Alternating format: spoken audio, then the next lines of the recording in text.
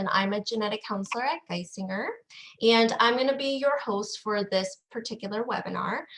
So what we are going to do is I'm going to do some brief overview slides with you, just let you know how this webinar is going to work and provide you with a very brief overview of what genetic counseling is.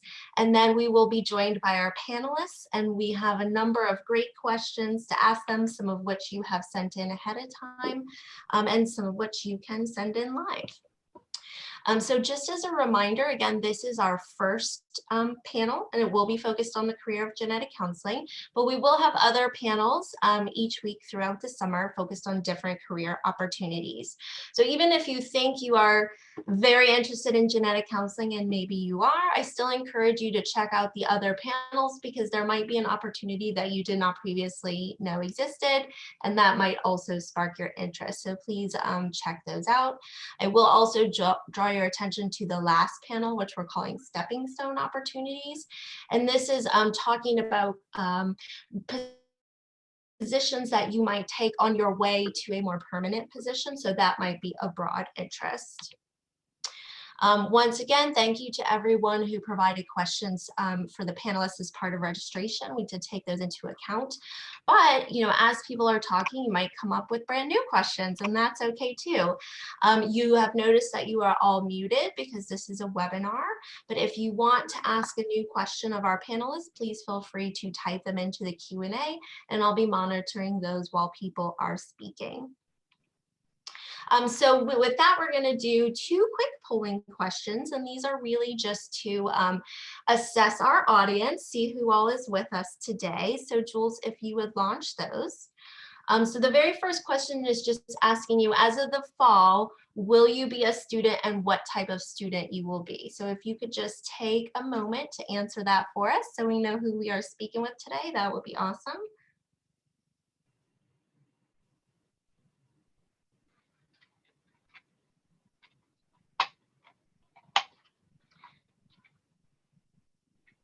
And Jules, whenever you think it's good to close the poll, I will rely on you. All right. So it looks like a good number of people on the call today are undergraduate students, but we also have some people who are not currently students, some people that have recently graduated and are exploring their next steps, and then some master's degree students, and then some others. All right, next question.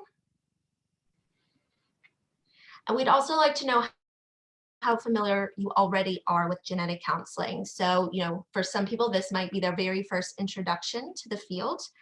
Some of you may be somewhat familiar, but you're looking to learn more. And then some of you may be very familiar to the point where you have either already applied to genetic counseling programs or will be applying soon. So just take a second to let us know where you fall on that spectrum.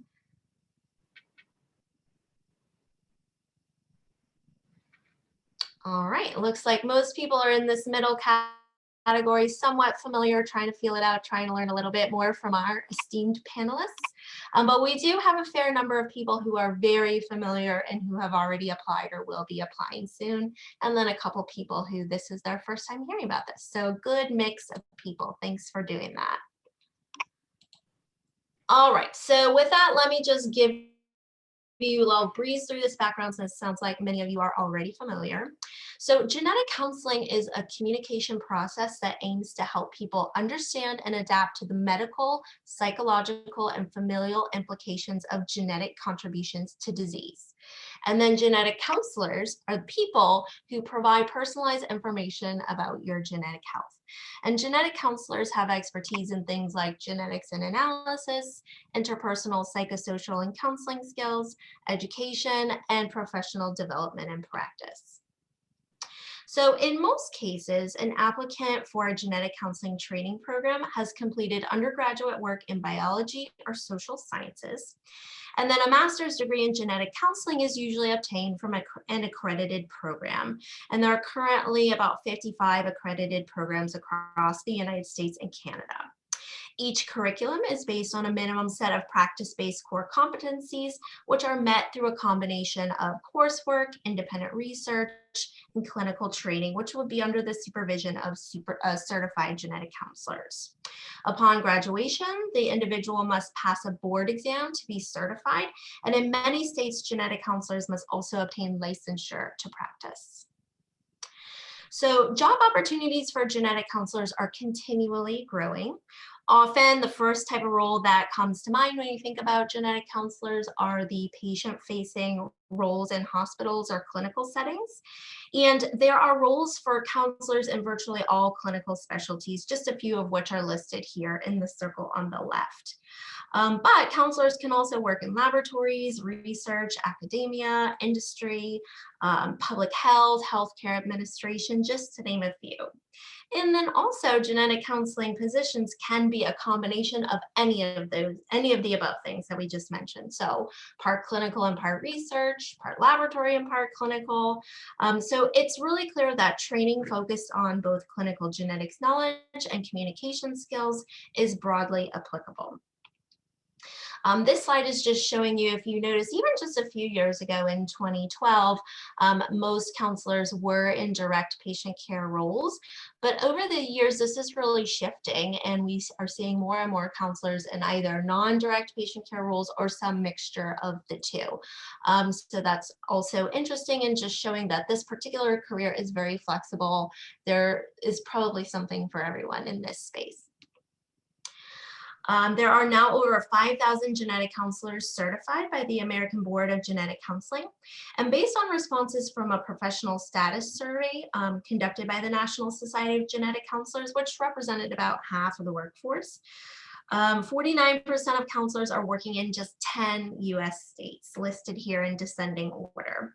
So you can see how access to a genetic counselor's services can be an issue, not only because of the limited number of counselors across the country, but also because many job opportunities are clustered in metropolitan areas. So by the numbers, employment of counselors is projected to grow 29% through 2026, and the average growth is 7%. The average salary for a full-time genetic counselor in 2019 was $94,900, ranges up to $224,000 depending on specialty area and experience. More than 87% of graduating counselors in 2016 and 17 had accepted a position before graduation, and then 92% of genetic counselors report that they are satisfied with their jobs. So some very positive numbers there. And just to wrap up, if you would like to learn more about this career beyond what our panelists will tell you today, here are some websites that you might be interested in, particularly the National Society for Genetic Counselors. And we will make these slides available on our website so you can have access to these URLs later. All right, so with that, I would like to turn it over to our panel. What I am going to do is I'm going to ask each of them to first introduce themselves and tell you a little bit about who they are, where they work, and very briefly, their current job role. So I'm going to start with Alexander Ng. Hey, everybody. Can you hear me? Yes? Yes, we can hear you. So my name is Alexander Ng. I am a genetic counselor at Lurie Children's Hospital in Chicago, and I am one of those mixed roles, actually, that Aaron mentioned before. My role is primarily in the laboratory, doing things like variant interpretation and report drafting, but I also see patients in a pediatric pulmonary specialty clinic as well. I graduated from my program in 2015, and I bounced around to a few jobs, but my current role is here in Chicago. All right, thank you. Grace Ann? Hello, everyone. My name is Grace Fesay. I am a genetic counselor at the National Institutes of Health, specifically within the National Cancer Institute. I also have a dual role in that I'm a cancer genetic counselor, so I mainly take care of cancer patients or individuals who have a family history of cancer. But also at NIH, all patients who are seen there are enrolled on a research project. So I'm also involved on the research side of genetic counseling, as far as helping to be part of a research team and planning protocols, designing them, taking care of patients, implementing the study, and then also disseminating the results. I went to the Johns Hopkins National Institutes of Health genetic counseling training program. I graduated a while ago, back in 2000. And so the process of getting into a genetic counseling program has completely changed since then. But I can say that I'm very involved in training students and working with prospective genetic counselors who are looking to get into programs. So I do have some insights on how things are handled now as far as the application and admissions process. Thank you. Awesome. And we'll definitely have some questions for you about that later in the panel. All right, Shelly, tell us about yourself. All right, I hope everybody can hear me. My name is Shelly Bills, and I am a genetic counselor at Carolinas Medical Center in Charlotte, North Carolina. I am the clinical lead genetic counselor for pediatrics and adult genetics here. So most of my time is spent in clinical work, seeing patients in clinic and coordinating testing and everything that goes along with that. I do some training of genetic counselors with the South Carolina program and the Greensboro program and the brand new Wake Forest program that's starting this fall. So we'll have students from that program as well. So I'm involved with that, and also education for residents and medical students here at our institution regarding genetics.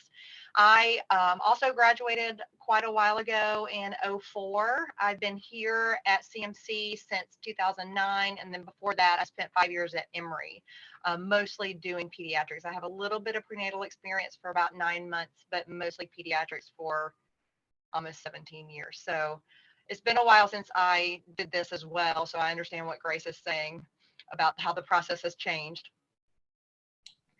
Well, speaking of prenatal, let's turn it over to Jessica to tell us about herself.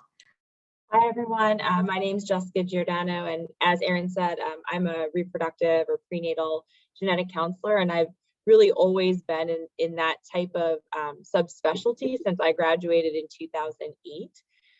In my current role, I really focus a lot on using exome and genome sequencing to diagnose fetuses under a research protocol, but most of my time in the field has really been in clinical work with patients. Also, I'm at Columbia University, and we recently launched a graduate program. We just graduated our first class this year.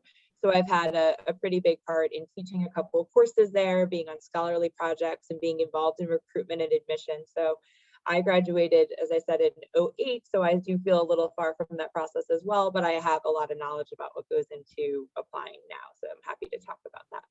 All right. And Sanal, tell us about yourself.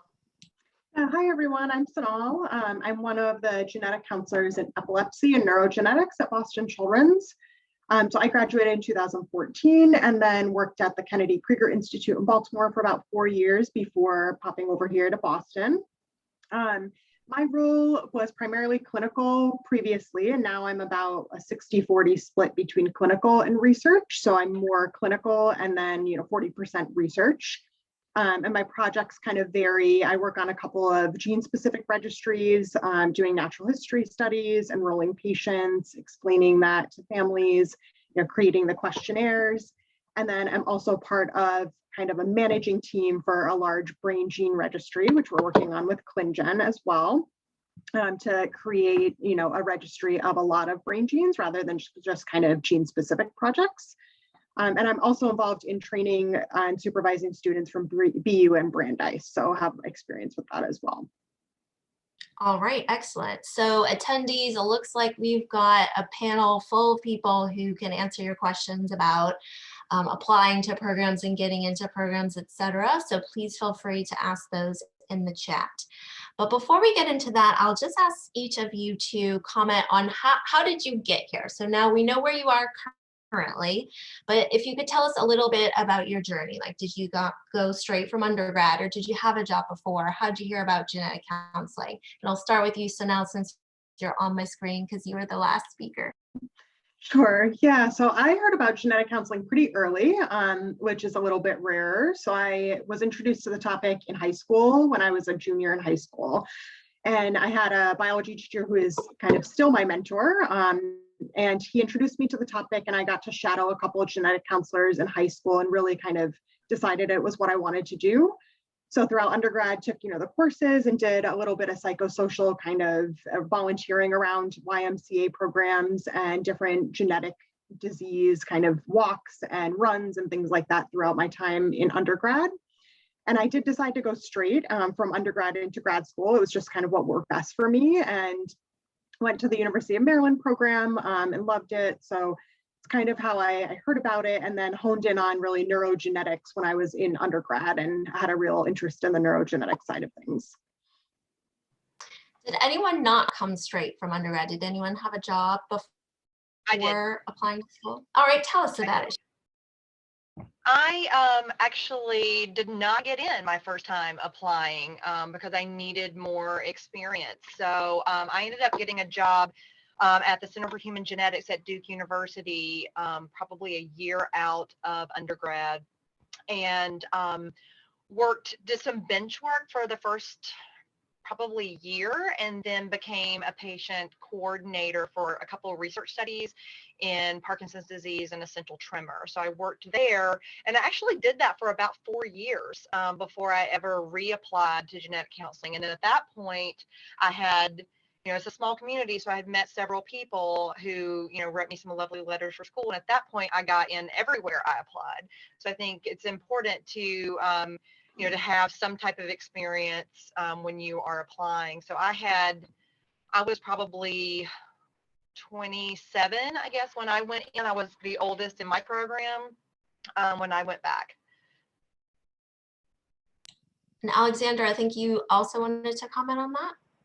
Yeah, so I actually didn't know about genetic counseling at all until after my graduation from undergrad.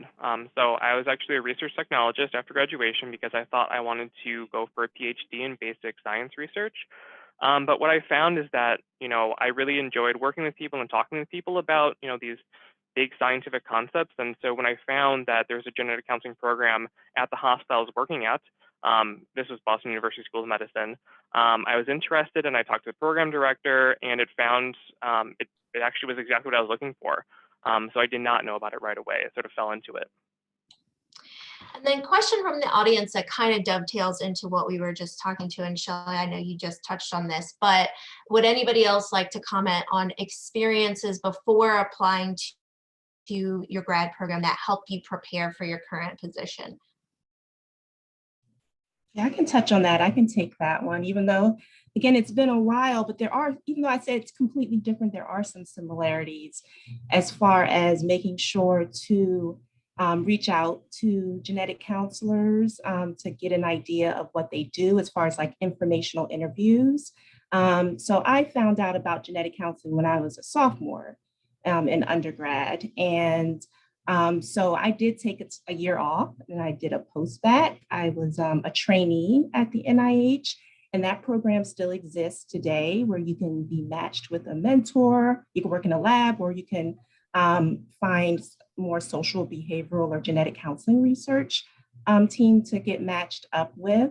And so those type of experiences, like post-bac experiences, if you can find that, NIH takes applications on a rolling basis, but then also genetic counseling assistant, if you're able to find a position like that where you're working closely with the genetic counselor or genetic counseling team, helping to provide clinical support to the specific team, those are really rich experiences that'll help you as far as strengthening your application for genetic counseling programs.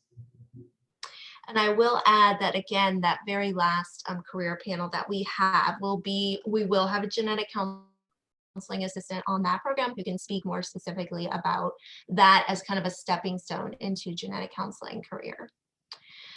So for the next question, I'm going to start with you, Jessica.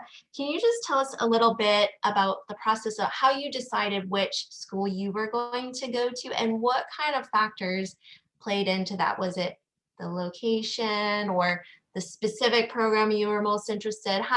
I know things are different now. There's a match program, so if anyone can comment on that as well, but I'd just like to hear from people how they picked their school, starting with Yeah, sure. I'm happy to talk about that. I think there are a lot of factors that go into deciding where you apply and ultimately where you now rank at the top of your list. There were some things that I thought about were definitely what cities, do I see myself living in? What are the costs that all of that is going to take? What specific prereqs the programs actually require. I was somebody that was a BA in biology, so I didn't take organic chemistry and I didn't really have aspirations to do that. So I did look at programs that did not require organic chemistry, and some people in the audience might have that experience as well. And I also really thought about what was sort of the ethos of the program.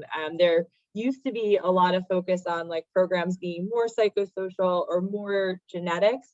And I think programs are getting a little bit more integrated around that. But, either way, it was really important to me to look at like what was sort of the mission statement and the ethos of what the program was offering. And some programs are a little heavier on one versus the other. And, I do so much variant curation now, but what drives me in this field is really the psychosocial counseling aspects and the humanistic side of what we do. And so that was really important to me in my training.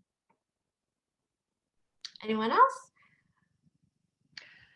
For me, it was just location. I had applied to several places, but I was from North Carolina originally. I went to the South Carolina program. I'm not sure if I said that earlier, but at that time it was, I knew I wanted to kind of settle Southeast. So I figured if I was in that area and doing rotations in that area, I would meet more people and have, hello? I can hear you. Okay. My screen went black and I was like, am I still there? So I figured I would be able to network and meet some people and have a better opportunity for finding a position. And also selfishly, my sister was getting married while I was in school. So I wanted to be close enough to be able to participate in all of those types of things. So there were certainly, personal and, long-term goals for being in that area. So that's why I chose South Carolina. All fair reasons.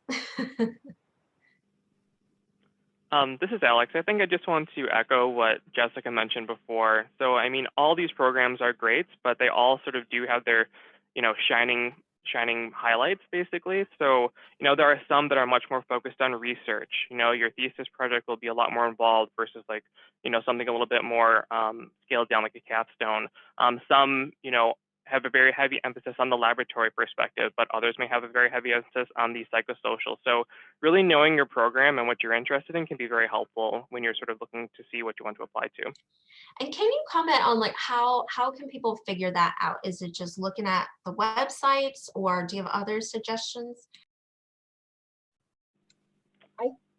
Yeah, I think the website is always a great place to look at, but I think that most programs are very receptive to prospective students reaching out. Many will also offer, sort of mini webinars similar to what we have, but specific to their program as well. So I think those are a great place to start. But also, one thing to keep in mind is I went into genetic counseling thinking I wanted to do one thing and ended up doing something completely different after I had my experience in my rotations, as I learned that what I thought I knew about myself was completely wrong. And I ended up doing pediatrics. I thought I wanted to do prenatal, and that was not my world. So I think for me, everything changed based on my rotations. And I think that's an important thing to note, because I went to the University of Maryland program, and I picked the places I was going to apply to a lot based on the rotations they offered, because I wanted somewhere that, had the ability to give me experiences in different subspecialties as well, not just prenatal, cancer, and pediatrics, because I wanted experience in all those subspecialties, in at least some of them, to kind of figure out really where I wanted to be. Even though I thought I did want to do neuro beforehand, I did end up sticking to that, but I did also kind of have my foot wet in cardiology and kind of went between the two once I had a rotation there. So I think that's also important. And the other thing I just wanted to mention is also, right now in the COVID world, a lot of the interviews aren't happening in person, but once that goes back to kind of in person, I think that interview is also a really important thing. Once you've figured out where you want to apply, that's really what kind of made my decision to pick the University of Maryland, is the environment that they actually kind of portrayed when I went there.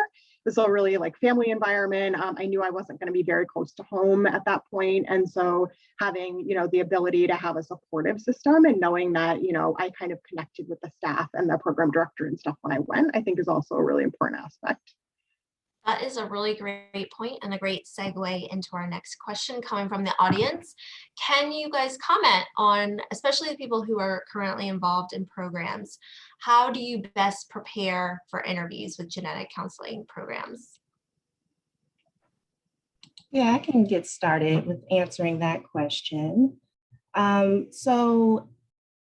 We have interns, fellows who work with our team who are prospective genetic counselors. And so fortunately, the last two that we've had have been able to get interviews. And as far as prepping for the interviews, a lot of times they have gotten a little spun up and nervous, which is normal.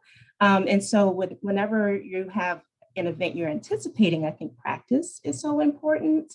And so that's what we do with our prospective students before they go out to their interviews, is really go through with them. There's several different places where you can find lists of possible questions on your interviews. People often talk about Discord. There's a Discord channel for prospective genetic counselors. And I know many of you probably who are on this call also are part of Discord. But I know there's a list of potential questions that people share. And so really having someone that you can sit down with, preferably a genetic counselor or someone who's involved in a genetic counseling program, and just practicing how to answer the questions.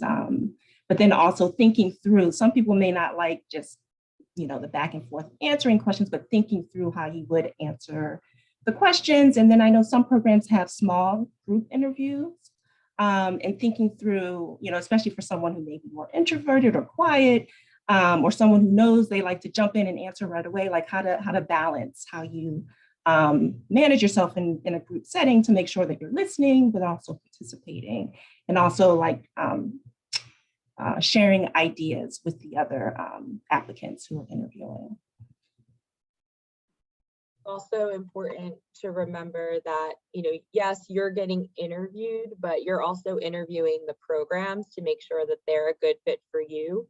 So I think it becomes really important that you really have all your research set up on that program that you're going to interview with, and you can ask really well-attuned questions, so that way the program knows that you're really interested in them and that you're also getting all the right information to help you make a good decision about the best fit. And I think another thing is really just trying to be authentic as well. Like, I think you want to be well prepared and have a good sense of like the things you want to highlight in your interview and the types of questions that can come up. But a lot of the interview process, there's a little bit of an element that it's sort of like genetic counseling. Like, when you're working with a client or a patient, like there's a lot of authenticity and spontaneity that comes up in those interactions. So I think when we're interviewing people, we're looking for people that can kind of be flexible and like roll with the circumstance and be their authentic self. Great feedback. Yes, if anybody else wants to make any other comments, especially if you're involved in the interview process for programs, about what you're looking for, I think that would also help the audience. But I think both Grace and Jess both mentioned a few things. Anything else people would add? All right, we can move on to our next audience question, which I think is a great question. So let's talk about money. So paying for a graduate degree can be difficult for people. And so if you're comfortable, if you could comment on how finances played into your decision, what you did, again, as you feel comfortable. I can go first. So I made the conscious decision when I was applying to programs that were in major cities. And part of that was because I really thought the value of working with the clinicians and the researchers in those places had a lot of benefit to my education. The downside to that is that the cities tend to be a little bit more expensive than the programs that are in more rural locations. So I think it's a bit of a trade-off. Most of my classmates did have jobs. Interestingly, the job that I had was related to genetics and genetic counseling. I was doing a variant interpretation job on the side, and I eventually got a job at that lab. So it can definitely be something related to what you're doing, but Finances definitely were a consideration when I was applying, but I offset it by some other factors. I think that the incomes have gone up significantly since many of us graduated.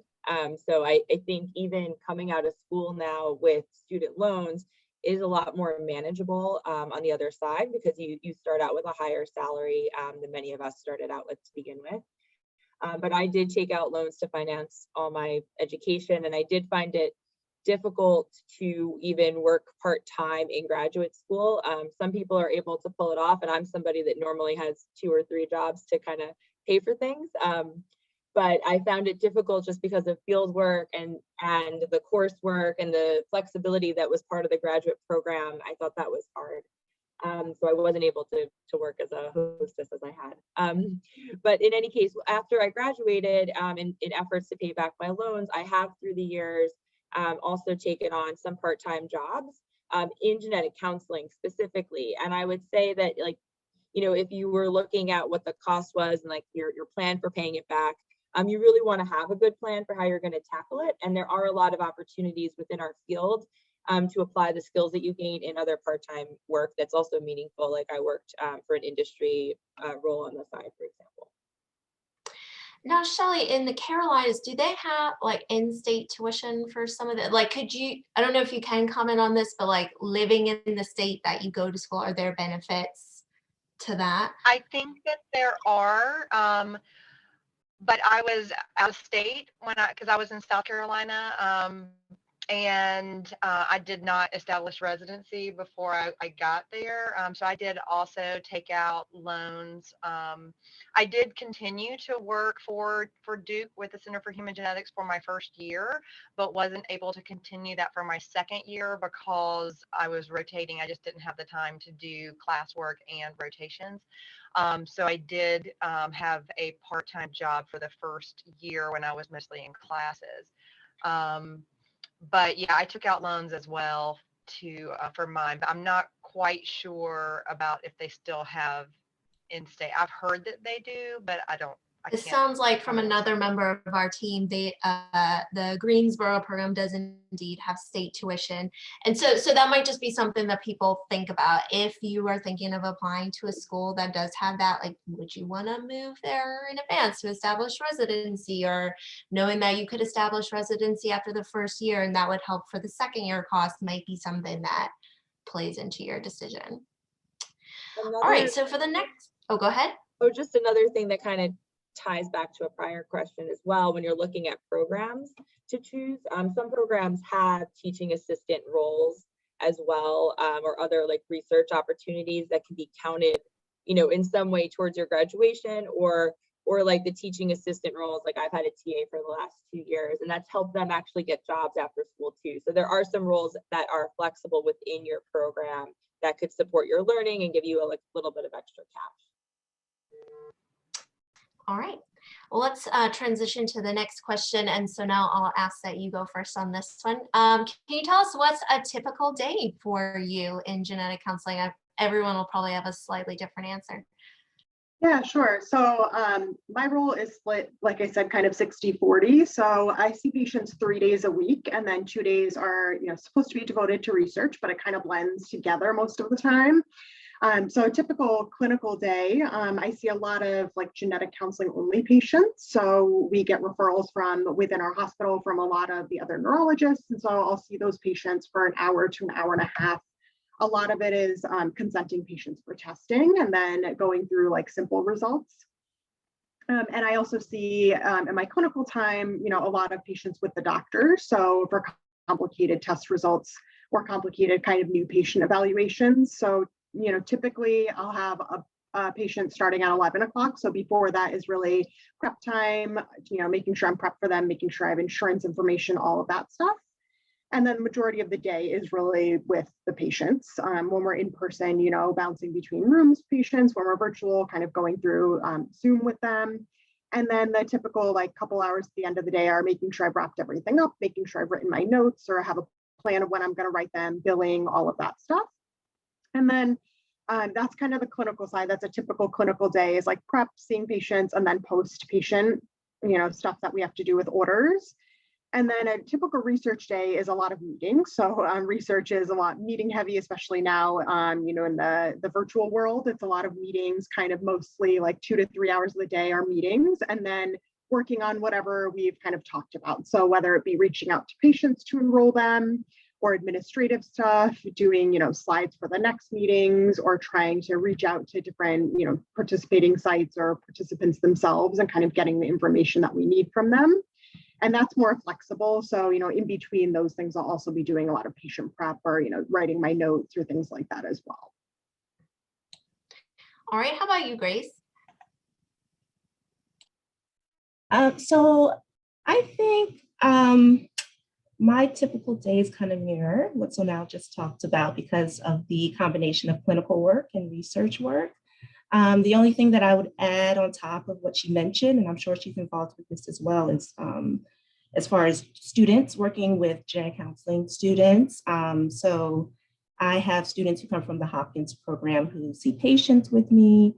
At NIH, there's also a fellows, a clinical geneticist fellowship program. And so oftentimes there will be education and prep and seeing patients with the fellows or with the genetic counseling students. So there's a big training piece as well with the students, but then also with the clinical research teams. So attending a lot of meetings, but then also having more formal sort of presentations, especially as research projects are getting geared up so people are on the same page. And then there's also ongoing training that happens as well.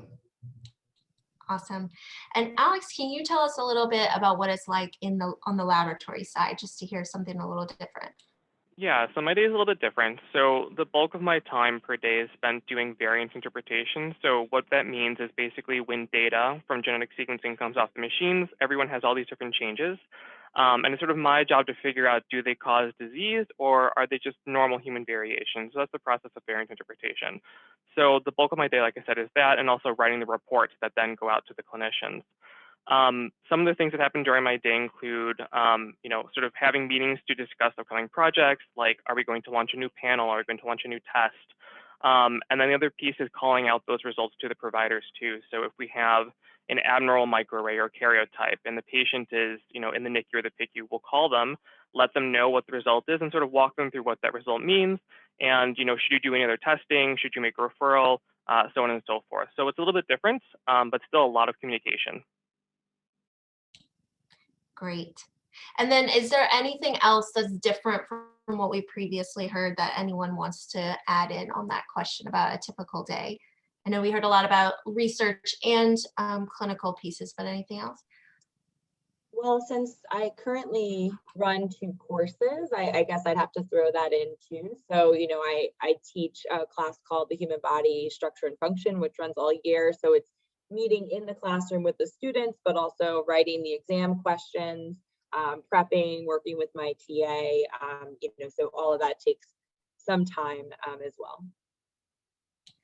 Awesome. All right, next question from the audience. I'll start with you, Shelly. What do you love about this field? Oh my gosh, I love it. Every bit of it. It's never stop learning, which is really great. I feel like I'm always having to look stuff up. You're never really comfortable with all of your knowledge because it changes so quickly, and I think that's exciting. I love my patients. I love the team that I work with, and I actually like days where I get to actually what I call counsel. So a lot of the times I'm, just taking a history and a family history, but I really enjoy the days when I have results to talk about and actually get to do real counseling. I don't know. I just love it. And it's every day is different. It's even though I'm seeing patients almost every day, it's never the same thing every day. So I enjoy that variety. I don't know. I just think it's a great, it's growing so much and becoming so popular, and people are impressed to hear that you're a genetic counselor. People think that's really interesting and have a lot of questions for you. I just like it. I think it's a fun career. Who else wants to take a stab at that one?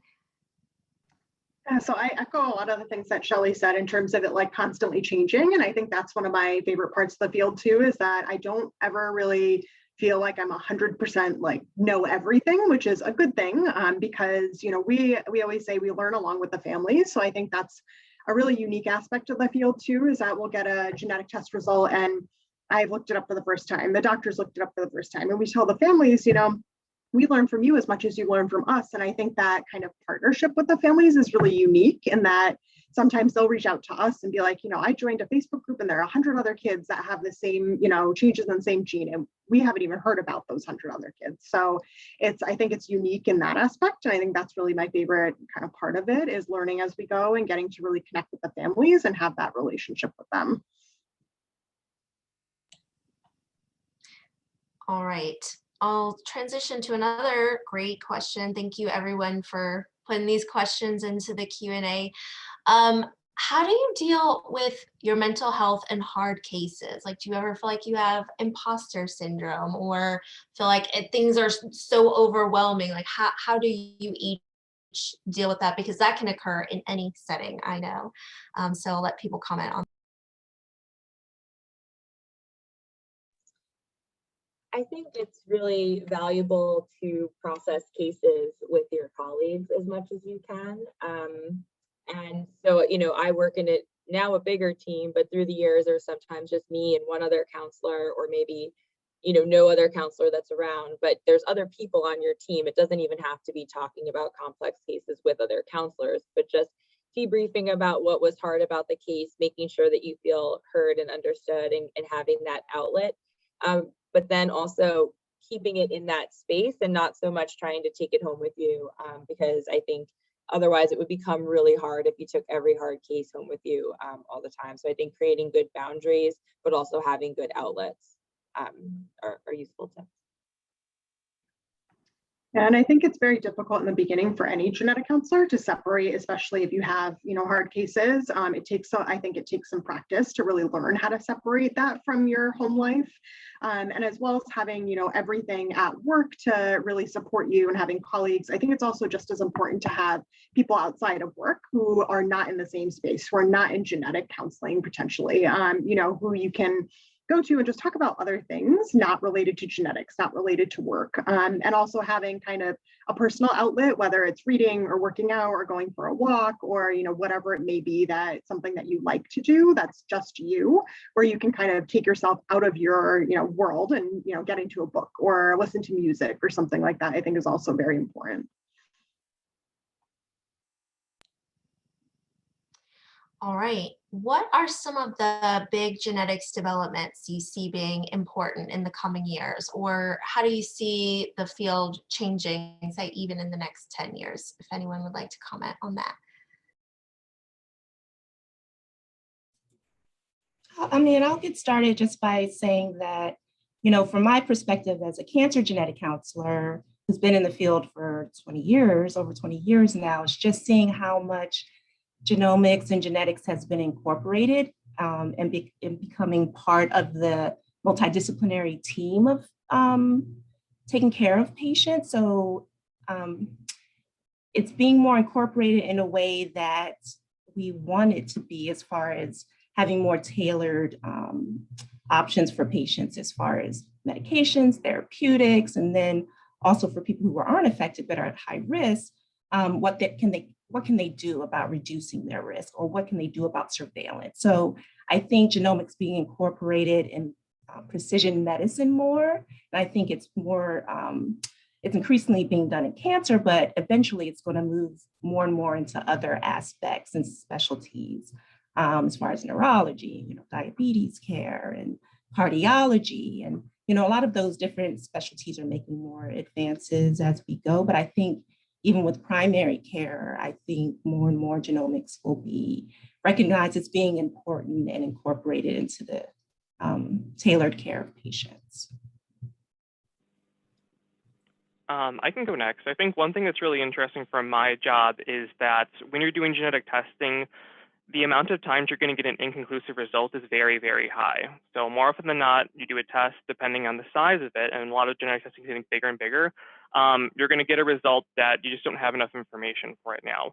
But one thing that's really interesting is that all these different groups that were sort of siloed off before, so the patient side, the basic research side, they're sort of coming together now to sort of make it a little bit easier to interpret those results and give patients back things that are a little bit more definitive, like, yes, this is disease causing, no, this is nothing, and that sort of removes that uncertainty from a lot of the genetic testing process, which I think is really exciting.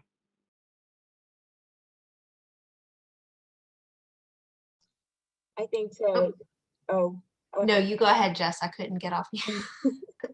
I was going to also follow up on what Grace Ann said. I think in the prenatal space, we've started to now use exome and genome for fetal diagnostics using fetal tissue, but I think that that's going to further, we're going to be able to use that information to further inform potentially getting that sort of information non-invasively for more and more patients. So I think many more patients in the next 10 years are going to know a fetal genetic diagnosis to help with their management decisions. And intersecting with that, I think there's going to be a real increase in fetal therapy options where, if you have that diagnosis, you can really change the management and potential outcomes for that fetus after birth, which we're starting to see, for example, in SMA. Great.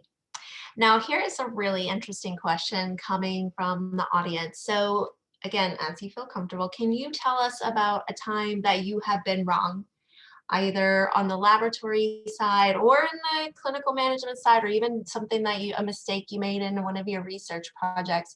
And, how did you deal with that? I can start. So it was a mistake on kind of the insurance side. So things that we can get wrong. A lot of genetic counselors are involved in a lot of insurance things, kind of figuring out prior auth and things like that. So I can remember a time when I just started and had just started working a couple of weeks before that and still learning, and ended up kind of getting the wrong test code authorized, sending off the test, and the patient came back with, a bill that was upwards of $6,000. And, I just started working and was very nervous about it, but thankfully, I tried to figure it out on my own, couldn't really figure out everything. And most places you're going to have coworkers and colleagues who are going to understand. I think it's important to remember whether it's on the genetic side, like interpreting a test wrong, or whether it's on, the other administrative kind of side. There's always people who are going to have those kind of checks and balances who can kind of go through, and you can ask other people, am I doing this right?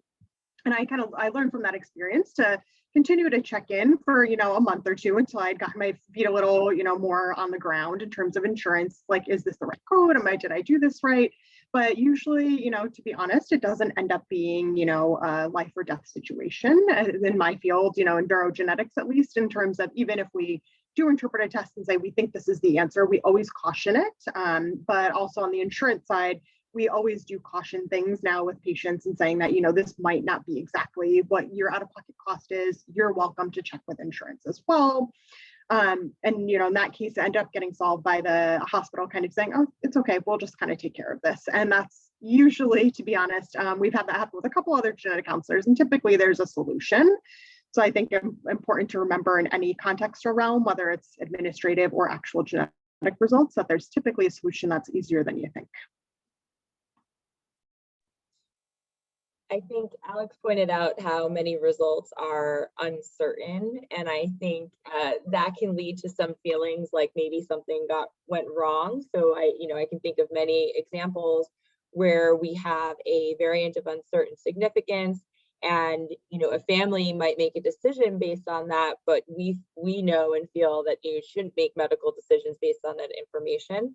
So I think that's just kind of that intersection of just good counseling, good self-care, making sure you're informing patients with all the information, but then also supporting them to make autonomous decisions. I hope that doesn't feel like a circumvention of the question, but I think that comes up a lot where you can feel like maybe you did something wrong, but it's actually just like the nature of the genetic information, that it's uncertain. And you may find out in the future that variant was pathogenic, or you may find out in the future that it's actually benign. And that's where you can really have those feelings as well. So I think keeping that in mind is important. Yeah, and I think I'll just build off that very quickly. Oh, sorry, go ahead. I was just going to say, and just to kind of piggyback on that, you've got to be okay saying we don't know, and not having all the answers to their questions, because there is so much unknown surrounding these variants. Yeah, and I think I'll just finish off on this by saying from the laboratory perspective, there's definitely some times in which we will call something as disease causing based on the information that is available to us at that time. And we've definitely had situations and with the information we had, we said this is going to be disease causing or very likely disease causing. And then as more information comes out, we get more data, more literature, we say, oh, actually, we're not quite sure about this anymore. And sometimes people have done medical management changes, surgical interventions, and it's the nature of being counseled appropriately to know like what are the benefits and limitations of the test results you got. Excellent. Another interesting question coming from the audience. Can any of you comment on any work that you are doing to reduce implicit bias and advocate for equitable patient care in the field? I mean, I can get started with that question.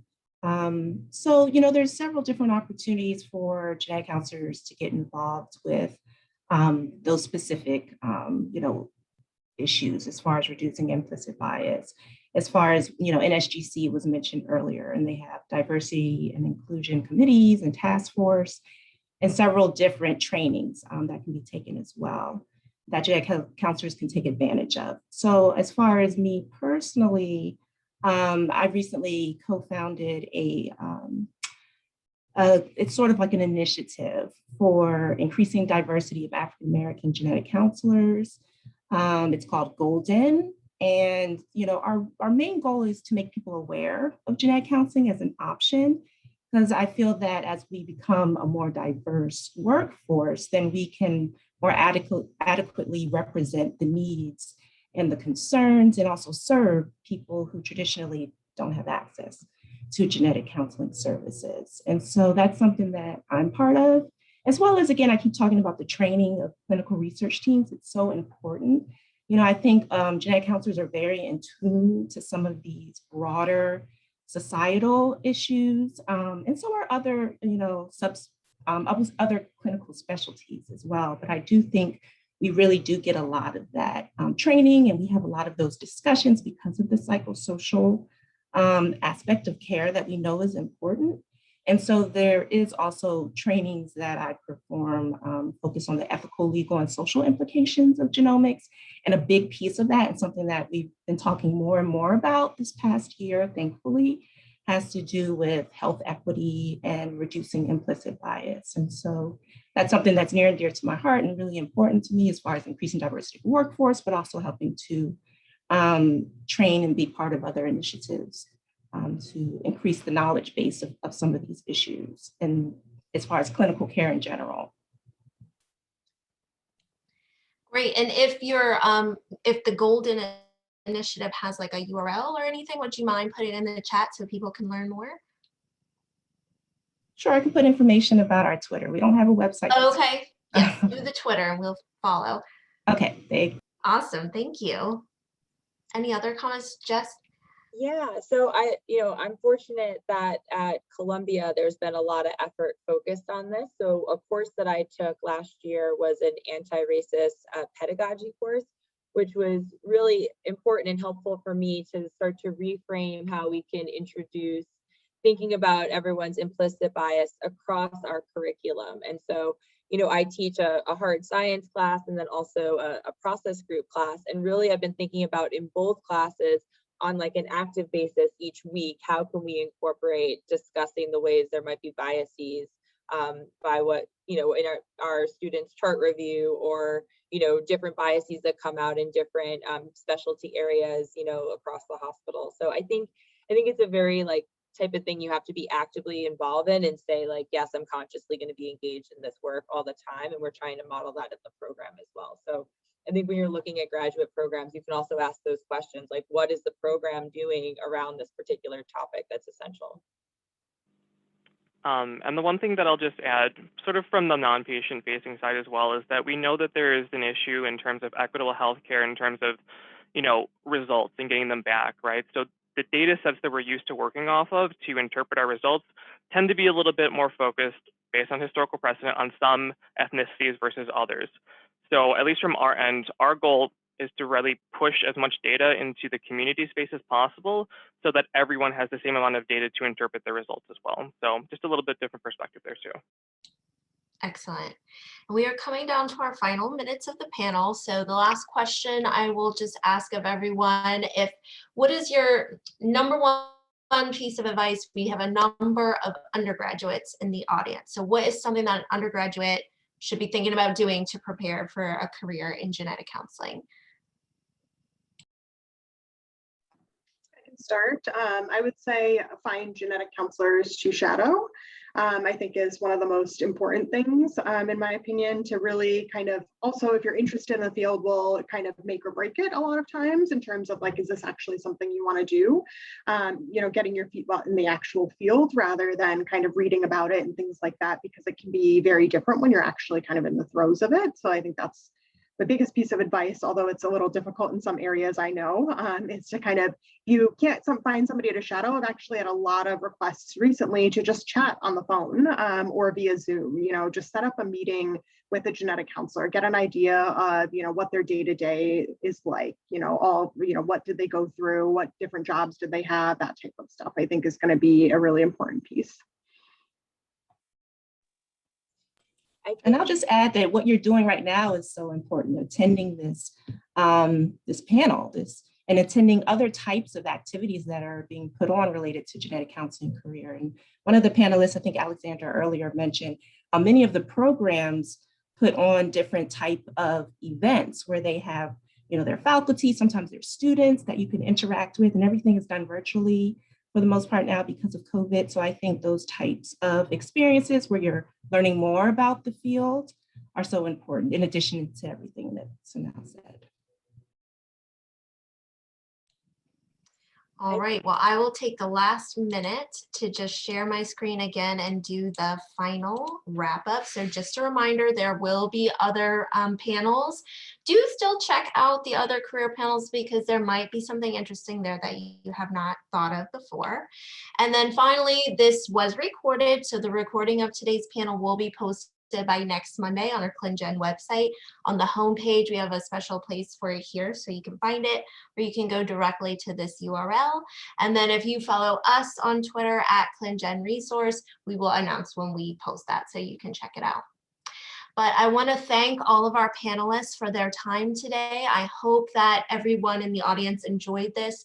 I apologize that we didn't have time to get to everyone's questions, but hopefully the ones that we did get to were informative. Thank you again, everyone, for your time. Thank you so much.